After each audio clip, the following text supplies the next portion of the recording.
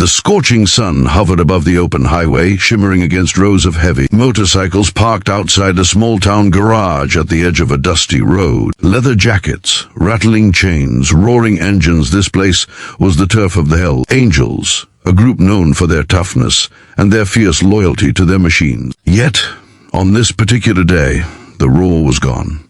One of their most prized motorcycles, a legendary custom-built chopper owned by their leader, sat lifeless, smoke trailing from its engine like a wounded beast. The best mechanics in town had already tried fixing it and failed. The hardened bikers were frustrated, pacing and cursing at their own helplessness. But their frustration wasn't the real story. What shocked everyone was how help would come from someone they least expected, a disabled old man who could barely walk without his rusted cane. Before we go deeper into this emotional and eye-opening journey, if you believe in kindness, respect, and the beauty of second chances, please like this video, comment something positive, share it with someone who needs hope today, and subscribe to the channel Light of Kindness for more powerful real-life stories. The town of Brooksville was no stranger to the distant thunder of motorcycle engines, but it was a quiet morning today, except for the chatter inside the garage run by a young mechanic named Travis. Travis had been working tirelessly since early morning, wiping sweat off his brow while peering into the broken beast of an engine.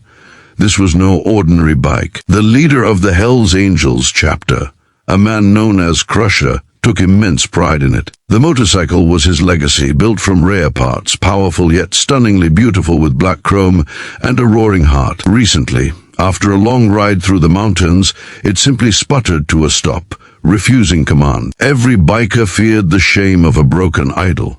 Crusher stood with arms crossed, tattoos lining his thick arms, eyes filled with frustration.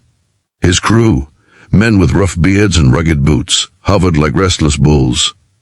Travis exhaled heavily. He knew failure with this bike could ruin his reputation with the Angels, but no matter how many wires he checked or bolts he tightened, something seemed deeply wrong inside the engine. Something no manual or online guide could solve. Crusher approached Howard not with arrogance but respect. He asked him how he knew so much.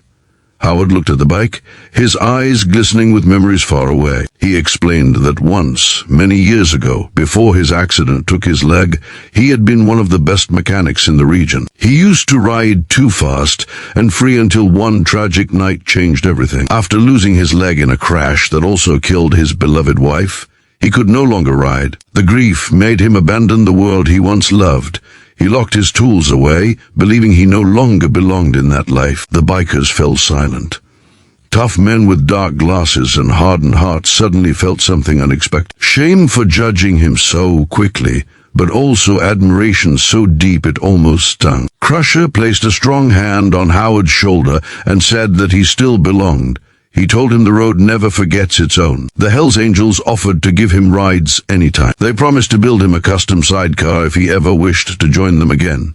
Howard's eyes welled up. For the first time in many years, he felt like life still had a seat for him. Days went by, and the story spread across Brooksville like wildfire. Locals who once saw Howard as just a lonely old man now greeted him with smiles and thankfulness. Travis began visiting him often to learn the hidden secrets of mechanical mastery. The Hells Angels would stop near his porch every weekend, rev their engines and wave proudly as if saluting a legend. One sunny day, Crusher and his crew surprised Howard by rolling up with a custom-built sidecar attached to the very bike he restored.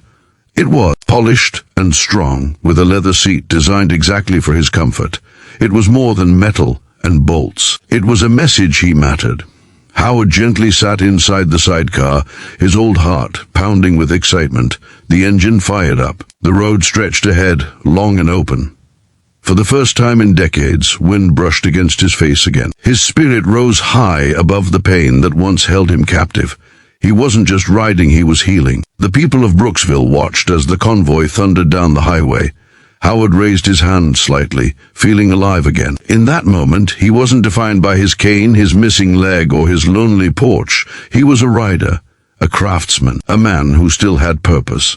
All it took was a chance. All it took was someone to believe that even a faded spark can reignite into flame. As the sun glowed brightly overhead, casting hope across the open road, Howard realized something powerful. Sometimes life takes away something precious, but it also leaves behind gifts we have yet to uncover. His tragedy had once ended his world, but kindness, respect, and a moment of trust brought him back into a life worth living, and the roar of that engine became the soundtrack of his new beginning. If this heart-touching story inspired you, if it reminded you that no one is ever too old or too broken to make a difference, please like this video, share it with someone who needs a reason to believe again, and subscribe to Light of Kindness for more uplifting stories. Your support helps us spread messages that heal and give hope to the world. And one special request, please comment below. There is always a second chance.